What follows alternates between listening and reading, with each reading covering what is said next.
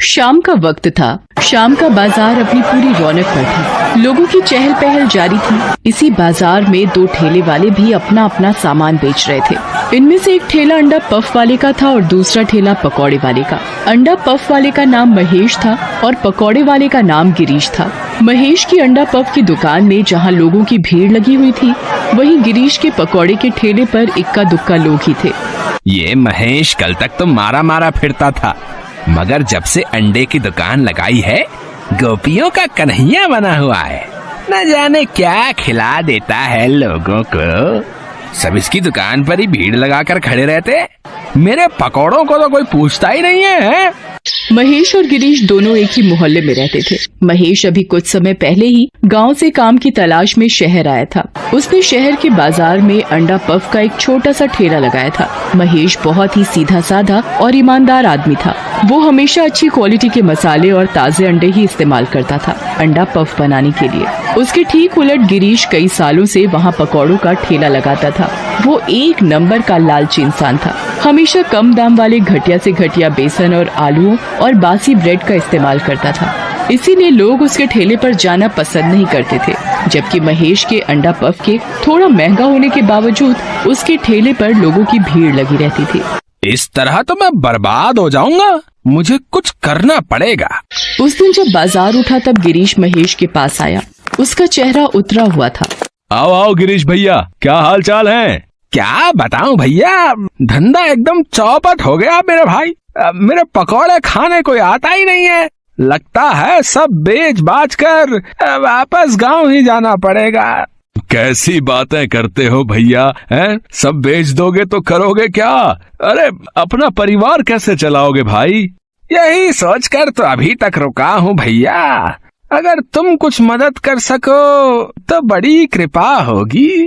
हाँ हाँ बताओ, क्या पैसे चाहिए क्या? नहीं भैया, पैसे तो नहीं चाहिए, बस एक छोटी सी मदद चाहिए। हाँ हाँ बताओ बताओ। मैं सोच रहा था कि अपने पकौड़ों का ठेला भी मैं तुम्हारे ठेले के साथ लगा लूं। तुम्हारा अंडा पफ खाने के लिए लोगों की भीड़ लगी रहती है। हो सकता है कुछ ग्राहक मुझे भी मिल जाए। हाँ हाँ क्यों नहीं, तुम कल से ही अपना ठेला मेरे साथ लगा ले, ठीक है? बस फिर क्या था। अगले दिन ही गिरीश अपना ठेला महेश के ठेले के साथ लगा लेता है। महेश के ठेले पर लगने वाली भीड़ के कारण थोड़े बहुत ग्राहक गिरीश को भी मिल जाते थे, मगर ज्यादातर लोग महेश का अंडा पफ ही खाना पसंद करते थे। इस तरह कई दिन बीत गए। महेश के पास अच्छी खासी रकम इकट्ठी हो गई थी। एक दिन गिरीश ने महेश को सुझाव दिया, भैया आखिर कब तक हम लोग इसी तरह ठेले पर धंधा करेंगे? पैसे काफी इकट्ठे हो गए हैं अपने पास, तो क्यों ना हम अपनी एक छोटी सी दुकान डाल लें जिसमें अंडा पफ भी मिलेगा और गर्मा गर्म पकौड़े भी। महेश को गिरीश का ये सुझाव पसंद आया और वो बोला, बात तो तुम ठीक कहते हो भैया, पैसे तो इकट्ठे हो ही गए हैं, लेकिन दुकान कैसे खड़ी की जाए इसकी मुझे कोई जानकारी नहीं है भैया। अरे इसकी चिंता तुम मत करो, इतने सालों से शहर में मैंने घास नहीं खोदी है भैया। मैं सब बंदोबस्त कर लूंगा, तुम बस पैसे लगा दो। भोला भाला महेश गिरीश की बातों में आ गया। उसने अपने सारे पैसे गिरीश को दिए और कहा, अब सब तुम्हारे हाथ में है भैया, मैं अपनी सारी जमा पूंजी तुम्हारे हवाले करता हूँ। मैं कुछ दिनों के लिए गांव जा रहा हूँ। सोचा था कि जब धंधा चल जाएगा तो गांव से अपने बीवी बच्चों को भी लेता आऊंगा। अब वो समय आ गया है।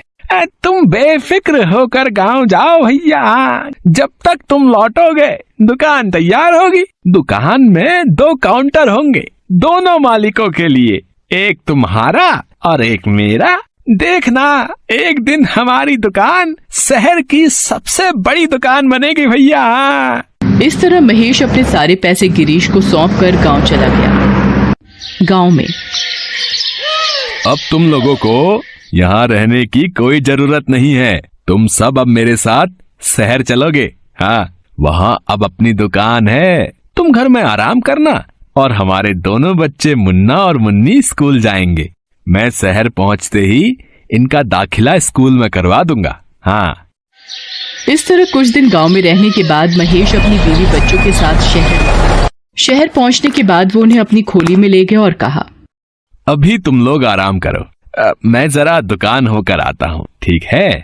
महेश दुकान पहुंचता है। दुकान ठीक वैसी ही थी जैसा गिरीश ने बताया था, मगर वहाँ 2 मालिकों के लिए 2 काउंटर नहीं थे, सिर्फ एक ही काउंटर था जिस पर गिरीश बैठा था। अरे वाह भैया, जैसा सोचा था तुमने दुकान उससे भी अच्छी बनाई है। मगर मेरा काउंटर कहाँ है? तुमने तो कहा था कि 2 मालिकों के 2 काउंटर होंगे। काहे के 2 काउंटर हैं? जब मालिक एक ही है तो ये दुकान मेरी है और इसका मालिक मैं हूँ। तुम क्या सोचते हो कि अचानक से तुम मुंह उठाकर चले आओगे और मैं आधी दुकान तुम्हें सौंप दूंगा? चलो निकलो यहाँ से, धंधे का टाइम हो रहा है।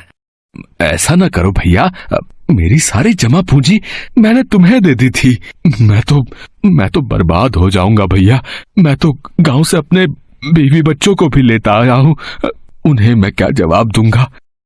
तो मैं क्या करूं? है तुम कोई मुझसे पूछकर उन्हें यहाँ थोड़ी लाए हो। अब चुपचाप यहाँ से चले जाओ।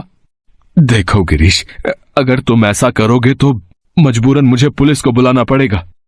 हाँ, बुला लो, डरता कौन है?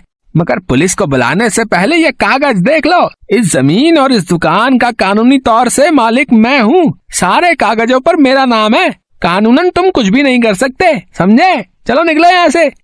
महेश निराश होकर वहाँ से चल दिया। कहाँ जाए, क्या करे, ये सोचता हुआ वो शहर की सीमा पर के जंगलों की तरफ चल दिया। अब मैं अपने बीवी बच्चों को क्या मुंह दिखाऊंगा? नहीं, मैं उनसे नजरें मिलाने के लायक नहीं रहा। मैं अपनी जिंदगी ही खत्म कर लूंगा। ये सोचता हुआ वो जंगल में बढ़ता चला गया।